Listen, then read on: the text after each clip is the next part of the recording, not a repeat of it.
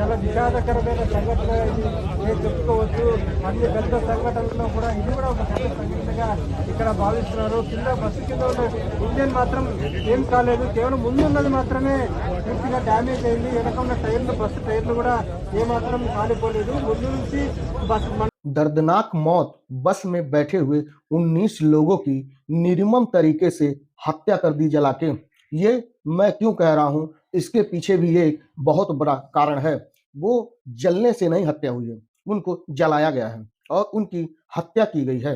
जैसे कि कभी भी एक आम नागरिक अगर गाड़ी लेके सड़क पे निकल जाता है तो वहीं पे पुलिस वाले उसको रोक के ये कागज दिखाओ, वो कागज दिखाओ, फलाना कागज दिखाओ, ढिकाना कागज दिखाओ करने लगते हैं। लेकिन ये जो प्राइवेट एसी बसें चल रही हैं, ये कौन पास कर रहा है? ये किसकी गलती है कि उसमें कोई भी सेफ्टी टूल नहीं है। अगर एक भी छोटा-सा शॉर्ट सर्किट हो जाता है तो दरवाजे लॉक हो जाते हैं। कोई अगर आग लग गया तो निकलेगा तो कैसे निकलेगा? ना ही उसमें कोई भी हैमर रखा हुआ है कि उससे शीशा तोड़ दें। कि अपनी जान का खुद अपने ही रक्षा कर लें। लेकिन कोई भी सेफ्टी मानक पे ये बसें कोई भी सही नहीं है। लेकिन इसी पे बहुत बड़ा सवाल होता है कि ये सारी चीज़ें कौन पास कर रहा है? किसने इस बसों को पास किया? जो कि नॉन एसी बस है, उसको एसी बस में किसने कन्वर्ट किया? और थर्ड क्वालिटी का मटेरियल लगा के इस पे पुलिस कहाँ सोई हुई है? ट्रैफिक पुलिस कहाँ सोई हुई है? कहाँ है वो पुलिस वाले जो पेड़ के पीछे छिपकर और बैरियर लगा के आम आदमी के चेकिंग करते हैं? उन सभी के ऊपर एक बहुत बड़ा सवाल और निशान खड़ा होता है। क्योंकि आज जो भी हादसा हुआ है हैदराबाद और बेंगलुरु हाईवे पे जो बस जली, जिसमें निर्मम तरीके से 19 मासूमों की हत्या कर दी गई। मैं हमेशा कहूँगा ये हादसा नहीं, हत्या है और हत्या इन लापरवाहियों की वजह से हुई है, जो कि इसमें जो भी भ्रष्ट अधिकारियाँ हैं और उन्होंने इस चीज़ों पे गौर नहीं किया, ध्यान नहीं दिया। ये बिना मानक के रोड पे ताबड़तोड़ बसें दौड़ रही हैं। ऐसे आदमी के ज़िंदगी से खिलवाड़ हो रहा है ये ज़िंदगियों से। क्या किसी व्यक्ति की ज़िंदगी इतनी सस्ती है कि उसको जला दिया जाए? और वहीं पे इसमें मैं प्रधानमंत्री जी को भी कहूँगा कि सिर्फ़ 2 लाख रुपए और 50,000 रुपए देने से कुछ भी नहीं होगा और इस पे बहुत ही बड़ी कार्रवाई होनी चाहिए और ये एक मानक होना चाहिए, बहुत ही सख्त नियम होना चाहिए प्राइवेट बसों को कि आप सिक्योरिटी का पूरा-पूरा ध्यान रखेंगे और हर एक मानक पे खड़ा उतरना पड़ेगा।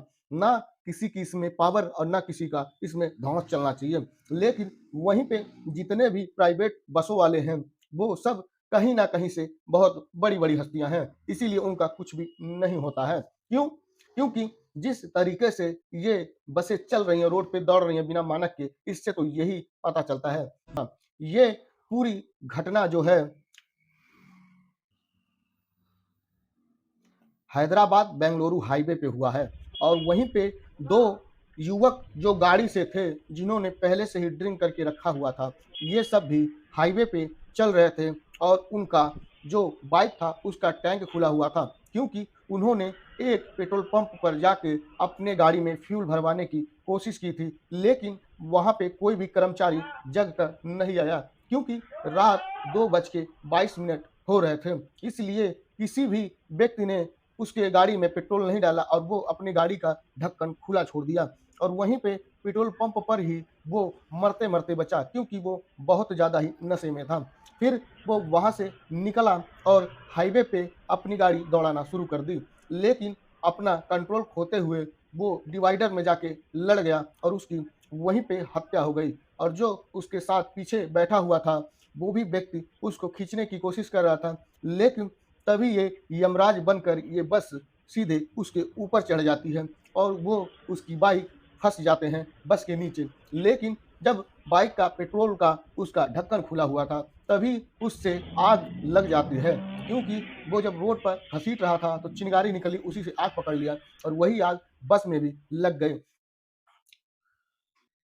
लेकिन बस ड्राइवर अपना कूद कर और जो अपने साथी ड्राइवर था उसको जगा के बाहर सब लोग कूद गए, लेकिन उस गाड़ी में अपने ही लोगों को जिंदा छोड़ दिए मरने के लिए उसी में। क्योंकि वो अपने तरफ से कोशिश ड्राइवर ने किया था और कई शीशे भी तोड़े थे, जिसमें कुछ लोगों की जान बच गई। लेकिन जब आग बहुत ही ज़्यादा जलने लगी, तो वो भी कुछ नहीं कर पाया और वहीं के जो भी अंदर फँसे हुए यात्री थे, वो मेन गेट खोलने जब गए, तो वो भी लॉक था। इमरजेंसी डोर में भी कोई लॉक नहीं था और कोई भी हैंडल नहीं था कि जिससे खुल जाए। उन्होंने अपने हाथों से, लातों से, मुक्कों से उसको तोड़ा और कई लोग उसमें से निकले। जिस बोला है कि जो भी पीकर ड्राइविंग करेगा, उसकी खैर नहीं है, उसको अब बख्शा नहीं जाएगा। लेकिन इस मामले में मैं तो यही कहूँगा कि एक मानक तय किया जाए, जिस तरीके से एरोप्लेन में होता है कि आपको बताया जाता है कि क्या-क्या आपके पास सेफ्टी है, कैसे आप बच सकते हैं। उसी तरीके से बस में भी ये सारे सेफ्टी टूल होने चाहिए। एक-एक हैमर अपने जो भी यात्री बैठे हैं, उनके सीट के पास होना चाहिए कि मुसीबत पड़ने पे शीशा तोड़ के वो बाहर निकल सकें। और इन सारे बसों की परमिट और जितने भी पुख्ता दस्तावेज हैं, उनकी सही रहनी चाहिए और एक से एक बारीक से बारीक दस्तावेज की जाँच होनी चाहिए। जिस तरीके से आम आदमी की गाड़ी की जाँच होती है, उसी तरीके से इनकी भी जाँच होनी चाहिए कि जिस तरीके से परमिट है, उसी तरीके से वो बस रहनी चाहिए। कि नहीं तो ऐसे ही हादसे होते रहेंगे और ऐसे ही ज़िंदगियाँ जाती रहेंगी, एक आम नागरिक की।